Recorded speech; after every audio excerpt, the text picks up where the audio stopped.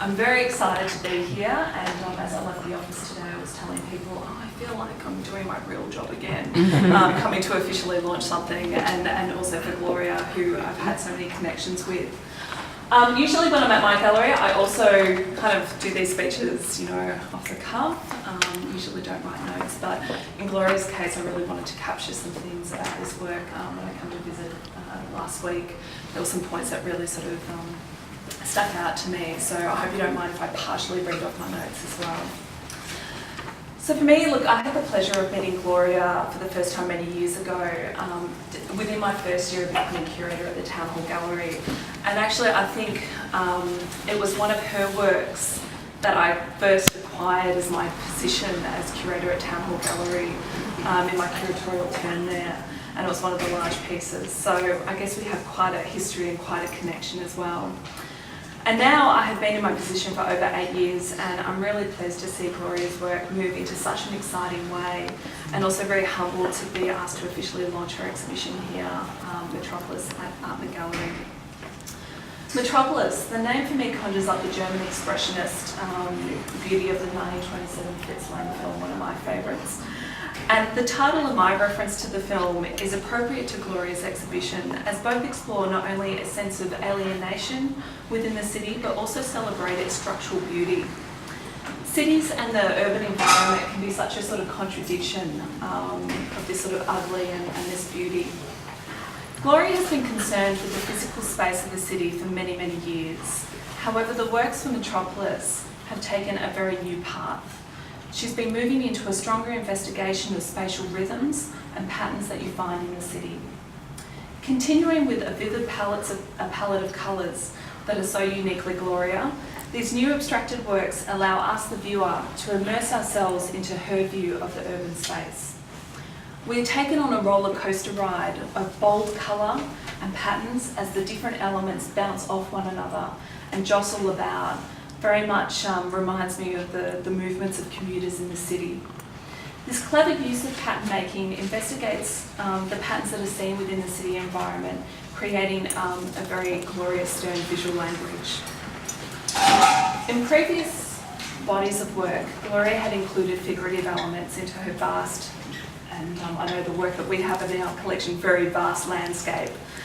Within these works, the figure often took centre stage, creating a sense of narrative, and we can see some of those works sort of at the back part of the gallery as well. But with this new series, Gloria has allowed us to create our own narrative. By omitting the figures, she pushes us to make this sort of, make sense of the abstraction of her work, much like we do with our human condition in city life today. However, these works aren't sort of without remnants of easily identifiable forms. A rectangle, when rendered slightly, represents a brick or a blank square, or another space, is reminiscent of a broken window within a factory. So there's still these kind of elements that we can see within her cityscapes.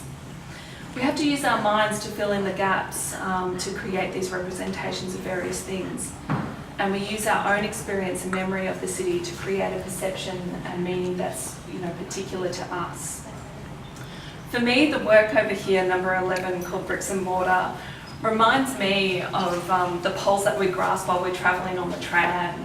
They've sort of got this little handle there. And for me, the trams is something that's very iconic and very Melbourne.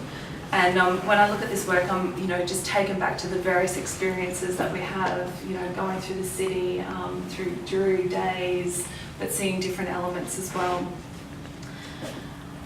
I sort of wanted to talk about that it's not really just our experience of these works, but also Gloria's experience in making them. I'm sure that she would agree that creating this particular body of work has probably taken her on quite the journey, one that has been experimental, playful and eye-opening. In a way, she has been putting different pieces together, gathering various fragments and assembling them into a glorious and intuitive process that has limitless possibilities. Her sense of the city and of the metropolis is one that is really about endless possibilities. Cities have a wonderful way of making you feel that kind of sense of, it can be anything. And I always kind of think back, because I'm a lover of cities and metropolises, of, you know, Sinatra, New York, if I can make it here, you know, make it there, I'll make it anywhere. And I sort of had that sense with Gloria's work as well. For me, you know, cities have this sense of bravado and boldness. They are big and overwhelming, but then you find beauty within their finer details, much like the work here. So I won't talk too much longer because I'm sort of not the curator who really likes to put, you know, this work's about this, this work's about that. I really think that work should kind of speak for itself, and I think that Gloria's work definitely does.